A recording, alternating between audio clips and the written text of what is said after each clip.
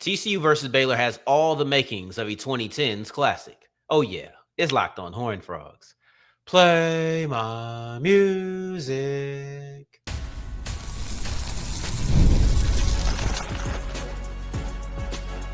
You are Locked On Horned Frogs, your daily podcast on the TCU Horned Frogs. Part of the Locked On Podcast Network, your team every day. What's going on, family? Welcome back to another episode of the Locked On Horned Frogs podcast, your number one daily one-stop shop for everything TCU athletics, Monday through Friday. Part of the Locked On Podcast Network, your team every day. And every day is, remember, just because the mic cuts off does not mean that the journey is over. Just means it's time to follow me on Twitter at South Exclusives. And I, of course, am Darrion Gray, a.k.a. the Mouth of the South. Today's episode is brought to you by FanDuel. Right now, new customers can bet just $5, and if your $5 bet wins, you'll get $300 in bonus bets to use across the app. Download the app today. It's all about the rivalry. It's all about the blue bonnet battle. It's all about TCU versus Baylor. Today, we'll get into why it's more than just a season on the line. Depending on how the game goes, it could be jobs on the line in this one. Segment 2, TCU's key to victory is to take the air out of the ball. I know it sounds crazy, but you need to run the football. In segment 1, we kick this thing off with a proclamation that I think is accurate. Otherwise, I wouldn't have said it. But TCU versus Baylor has all the makings of a 2010s classic. Unfortunately, I don't know if many people are going to see it. It is truly a shame. I went on the Dolce Grande, as my guy Drake Toll will call it, the Big 12 Squad Show, and we spent 20 minutes talking about Utah versus BYU. You would have thought there was no other game that was happening in the conference this week. You would have thought that there was no other rivalry that was happening in the conference this week. Do not get me wrong. TCU versus Baylor, Utah versus BYU, they aren't necessarily on the same level of importance on a national scale in 2025.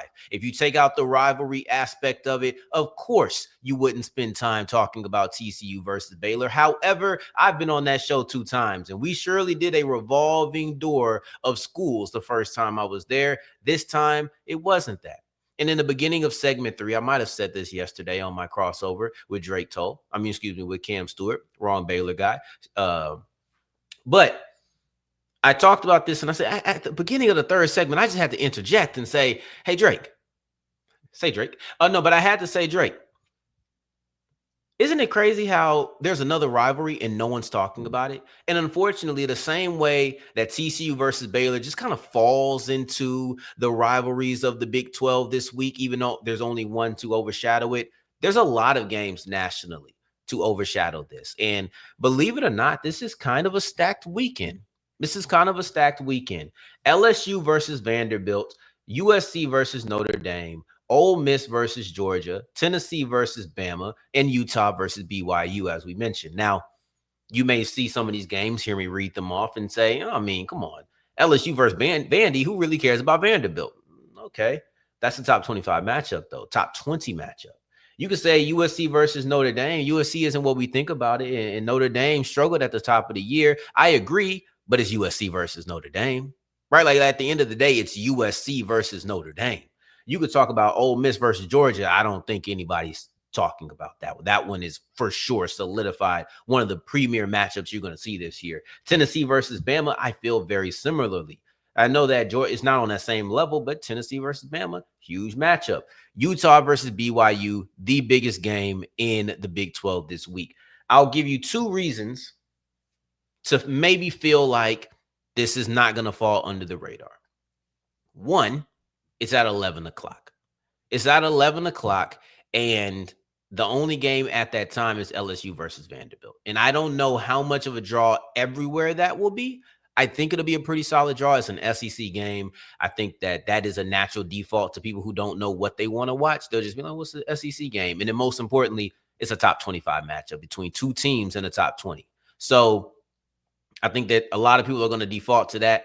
But I do believe that on the multi-view, that's the only game that's really going to take over TCU versus Baylor. And TCU versus Baylor is a rivalry. So there is a really good chance that people will see TCU versus Baylor on their multi-view. I do not believe that the sound will be on. That's the difference. You know, you can only put the sound on for one of those games. I expect that to be LSU versus Vanderbilt for most non-Big 12, most non-TCU and non-Baylor fans.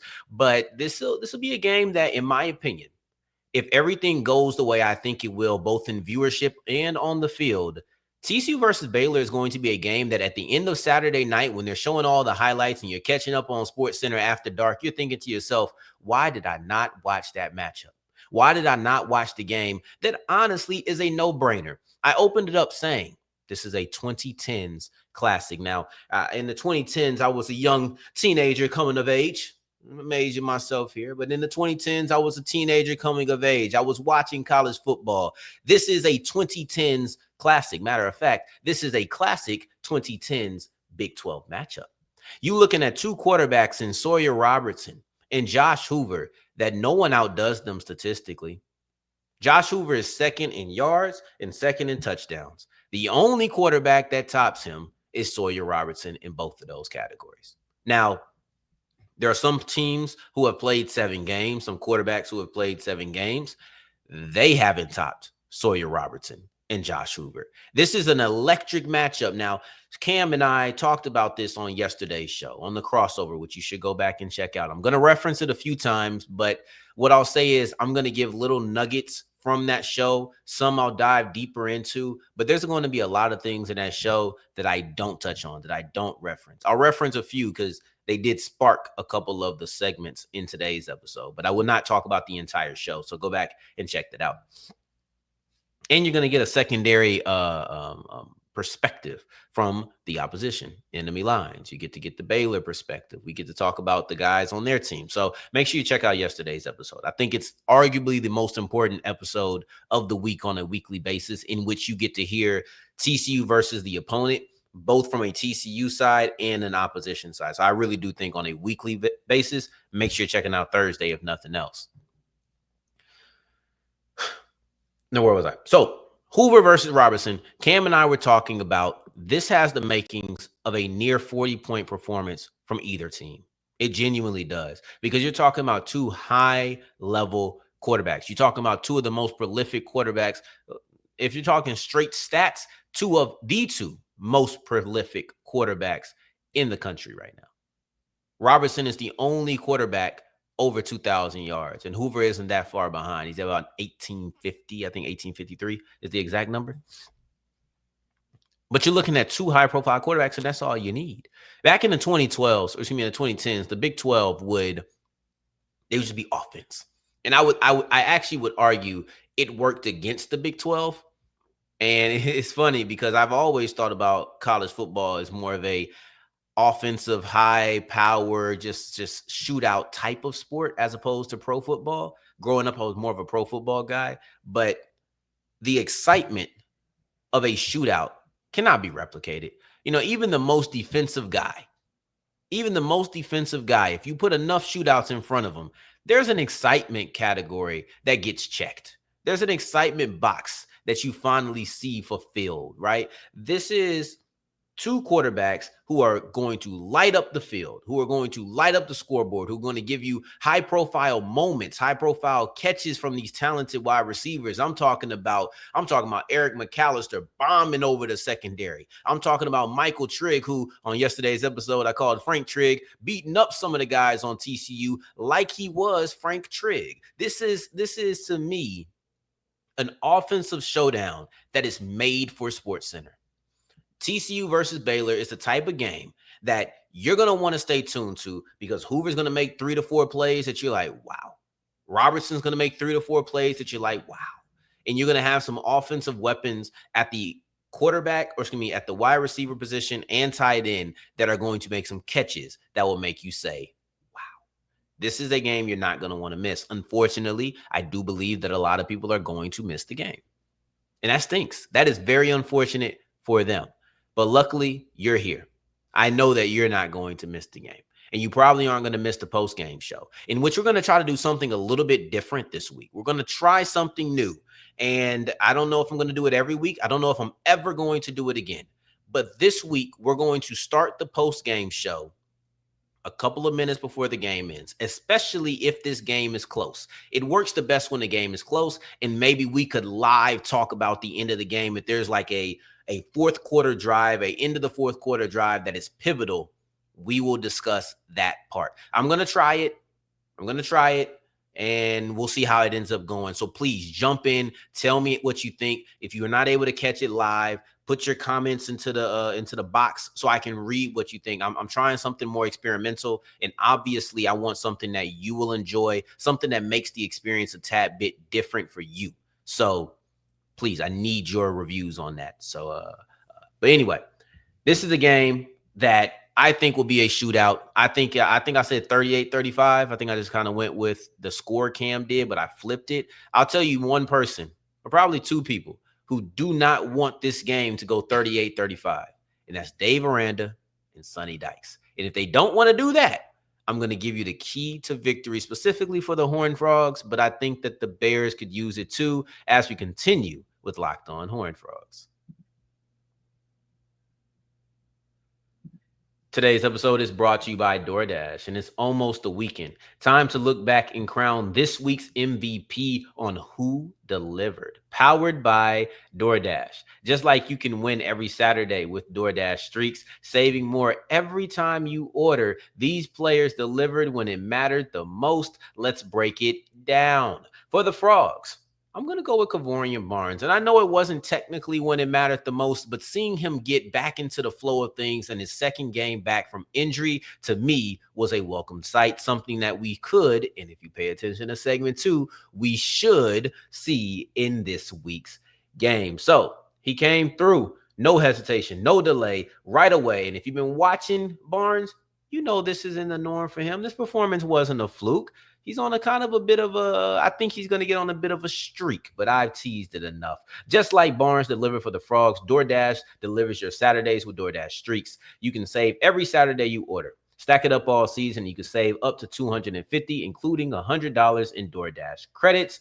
Order this Saturday. Keep the streak alive. Fuel your game day only with DoorDash. Promo period through November 18th. Today's episode is also brought to you by Supply House. And when the opening whistle blows on a new repair, you can get your crew moving forward with Supply House. Order today and see parts on your doorstep tomorrow. I'm talking about 7 in the morning, there by 6. So what I love about them is they have industry-leading customer service. It always has your blind side covered. Now, you have to understand, I'm no carpenter. I'm no master of the HVAC. I don't do all of these things. But what I can do is get a couple of parts, follow a YouTube video, and if I ever need some help understanding exactly what I need, Supply House comes through and delivers. Like I said, industry-leading customer service for those who are novices like myself. And their Trade Master, oh my God, chef kiss. The Trade Master perks are everything. Join the free Trade Master program today and score some serious perks like priority shipping, lower prices, and a dedicated support line. Visit supplyhouse.com to sign up for free and use the promo code SHCollege for 5% off your first order. That's supplyhouse.com. Real people, real service.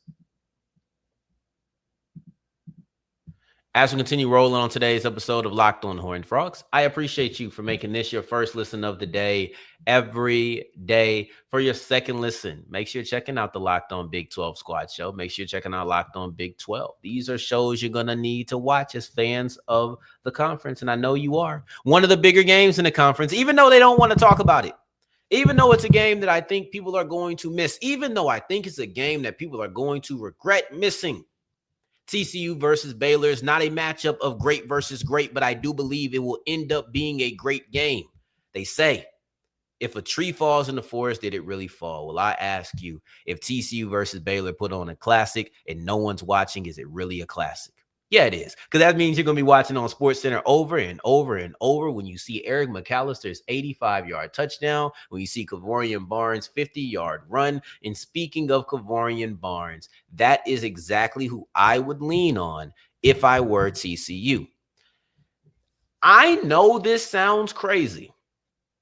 I know this sounds crazy. In a game with Sawyer Robertson, and Josh Hoover, I'm sitting here talking about running the football. Everybody knows that TCU and Baylor don't do that. Why would I even sit here discussing it? Look at these stats.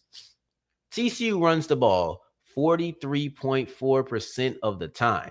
Baylor runs the ball even less, 41.3% of the time. Those figures are good for 119th and 123rd in the country. Now, I'm going to tell you right now, that's pretty freaking low. That's pretty low. But today, I'm giving this piece of advice to Dave Aranda. I'm giving it to Sonny Dykes, and I hope that it's more effective for Sonny Dykes, but I need you to run the ball. I need you to run the ball. Okay. I understand how much weight that your quarterback can carry. I understand how much weight that Josh Hoover, and I'm not talking to Baylor anymore. I understand the weight that Josh Hoover can carry, but I'm talking about the weight that Josh Hoover should carry. Not just in this game, specifically in this game because Baylor struggles to stop the run, but this goes all around. Now, I'm not telling you to be a run-dominant team. I'm not telling you to turn into the old-fashioned Yellow Jackets and run a triple option. I'm telling you, how about we get familiar with complementary football? How about we run the ball more than 43% of the time? That's all I'm asking for, and I don't think I'm asking for too much. Matter of fact, I think that I'm asking for exactly what TCU needs to do because I like TCU's defense more than I like Baylor's defense. If you ask me who could stop somebody, I would say TCU. I actually don't have much reason to be overly skeptical in TCU. I think some things could be improved. I think that 3rd and long is still an issue. That's something that is concerning for sure. I think that big plays at times can be a concern, 100%. But all in all, I do kind of trust the TCU defense, to be honest. I think that they're solid. At the same time, Sawyer Robertson is a guy that I don't necessarily want my defense having to try to stop. I'd prefer to run the football. The best defense can be a running game sometimes. Take the air out the ball, please. Take the ball away from Sawyer Robertson. The best way to keep Sawyer Robertson from scoring is to keep Sawyer Robertson on the bench. The best way to keep Baylor out of the end zone is to keep the ball in Kavorian Barnes' hands. I understand. This is the main event of the evening. The main event of the evening is Sawyer Robertson versus Josh Hoover. But you know what? You got to go through prelims. You got to go through the rest of the card before you finally get to the main event. So these are all things that you should see first. And if I'm TCU, the first thing I'm showing you is a run game. I would like to take the ball out of the opposing quarterback's hand because they're pretty freaking good. Even if that means I have to temporarily, y'all heard that, right? Temporarily take the ball out of my own quarterback's hands. It's not about taking away your best weapon, which sounds like it is on the surface. It's about playing complementary football and just understanding that the less Josh Hoover has to throw the football, the better for the team. Even though he's a phenomenal passer, even though he has pinpoint accuracy, like you can say all the good things you want about Josh Hoover, but I think that we've seen over 2 of the last 3 games that you don't need to put everything on him. I think I've even been possibly a tad bit too harsh because I understand the weight that he has to carry because he needs to do so many things. And the best part about asking for them to run the football now is Kavorian Barnes is back. The best part about asking for them to run the football now is that Kavorian Barnes is back with a little bit of momentum. We didn't see that versus Colorado. We didn't see a running back who was slicing through the defense. We didn't see an offensive line that was opening up holes to slice through the defense. TCU kind of disappoints me with the fact that they have such a low rush play rate, right? Like, we're not just talking about success. We're talking about how often you call the play. What disappoints me about that is because you blew out North Carolina. You blew out Abilene Christian. Now, you let Arizona State come back against you, but you had a big lead. You go against Colorado. That game is always close. This game versus Kansas State is the first and only game in which you kind of got phased out of the passing or out of the running game because the game was out of hand. You got phased out of the running game against Arizona State because you couldn't run the football. And I know how frustrating that can seem because you still stopped running, but you couldn't run the football. And we can complain all we want about Kavorian Barnes' lack of touches in the second half. I personally do think that they were in a pass mode. I'm not overly upset about it. I think it's a very unfortunate circumstance that, is disappointing, but I'm not overly upset about it. Two different things. This week, run the ball. This week, I need to see a similar first half out of Kavorian Barnes that I saw last week, because Barnes was finding holes. Now, Colton Deary and Cade Bennett being injured have the potential to disrupt all of this. Not just from a running game standpoint to a passing game standpoint. The interior is where you feel more comfortable at. Losing two of your players on the interior, that's the one thing I think could cripple TCU. It cripples the protection around Josh Hoover. It cripples the ability to run the football. Now you feel like your entire offensive line is at least halfway compromised. You may like some of the guys filling in, but you're primarily operating with backups in this case. So that could be the downturn of TCU versus Baylor. You don't have your interior lineman. You lose a Bennett. You're losing Deary. Okay, now it's a conversation. Now it's a lot more difficult to win. And if TCU loses, even with those injuries, if they lose big, there might be some changes made. I'm not trying to beat a dead horse, but quite frankly, I don't know if this horse is dead yet. So let's continue to pull out the bats as we continue with Locked On Horned Frogs. Today's episode is brought to you by FanDuel, and FanDuel is the official sportsbook of the Locked On Podcast Network, and I understand exactly where you're at. You're sitting here, it's Friday morning, you're wondering, should you bet on Kavorian Barnes?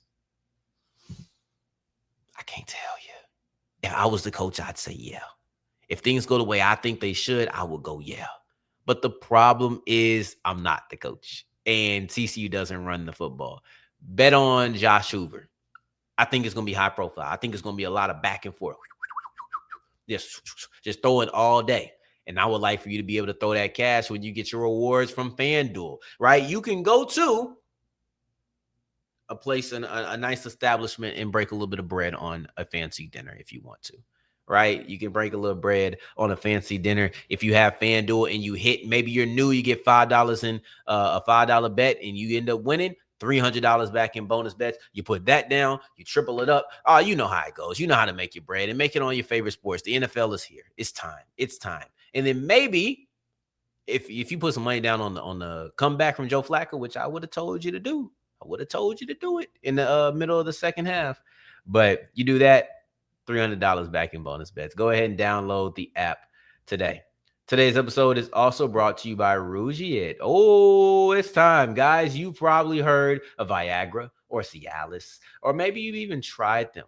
If you're finding yourself looking for something beyond the usual pill, it's time to meet Rougiet. Go long. Just like Eric McAllister goes long against opposing defenses, you could go long when you know when. That's exactly where Rougiet's Go Long comes in. It's not just another ED pill. It's a total game changer for confidence. Go Long combines two doctor-trusted medications in one dual action formula so you can get hard and go the distance. The effects last up to 36 hours.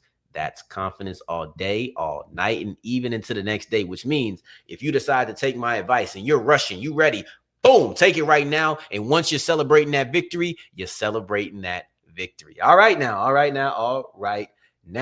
The process is simple. Just go to a board-certified doctor, and it's all online. Ready to level up your confidence in the bedroom? Head to rugiet.com and use the promo code LOCKEDONCollege for 15% off your first offer. That's rugiet.com, promo code LOCKEDONCollege. Make sure to use our code so they know that we sent you.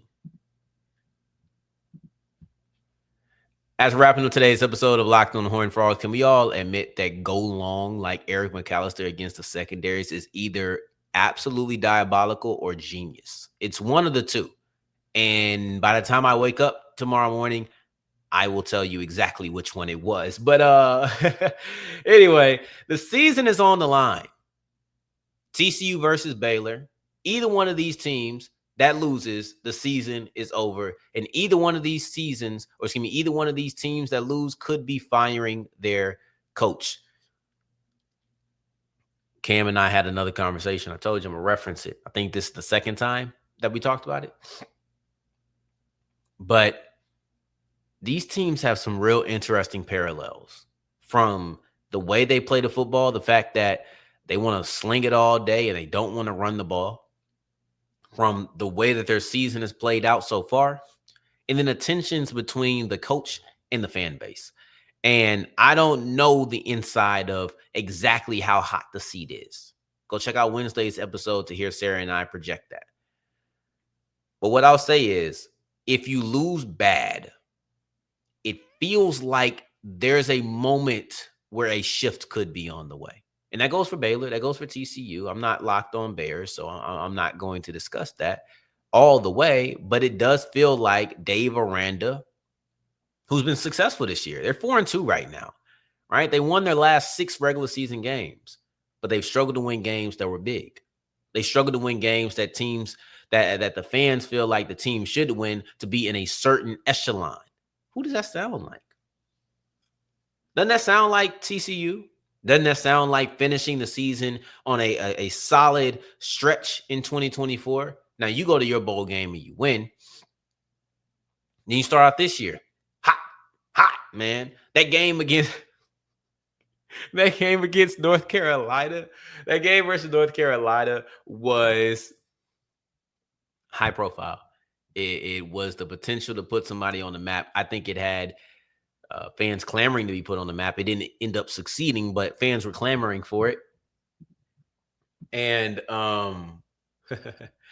anyway, that game happens. Abilene Christian happens. You win the Iron Skillet, the final one. Everything's good. And then on a primetime game, once again, that everybody's watching.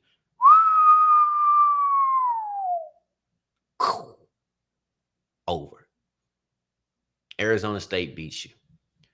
Then you lose this game to Kansas State, and people are like, you should not lose to Kansas State. I think people were allowing a little bit of grace when you lost to Arizona State. When you lost to Kansas State, there was frustration in the air. There was irritation. There was clamoring for for coaches like James Franklin. I don't know if you lose bad to Baylor, if that quiets down at all. If you lose to Baylor, it may pop back up. But if you lose badly to Baylor, it may end up not just popping up, but being something that's difficult for the higher-ups to ignore. It may be something where they begin to feel like, well, you're not winning the big games. Mind you, you won the Iron Skillet, but per Dykes, this is the secondary rivalry, or that was the secondary rivalry. This is numero uno. This is un. This is him. This is the guy. This is the game that they get excited for. This is the protected rivalry inside the Big 12. You can't set the stage like that and lose. But it all comes down to how you lose. I don't think that he's on the hot seat like that. I don't think he's one loss away from leaving his job. And I don't want the fact that we continue to address this to turn into me believing that he is within a game away from being unemployed. I do not. I think that Sonny Dykes, as I said on Thursday's episode, and I promise, well, this is the end of the episode, so of course it's going to be the last time I reference the crossover, but I don't believe that Sonny Dykes is a victim of expectations from the TCU fans. I only slightly believe that he's a victim of the 2022 national championship berth. What I believe that Sonny Dykes is the biggest victim of is Sonny Dykes.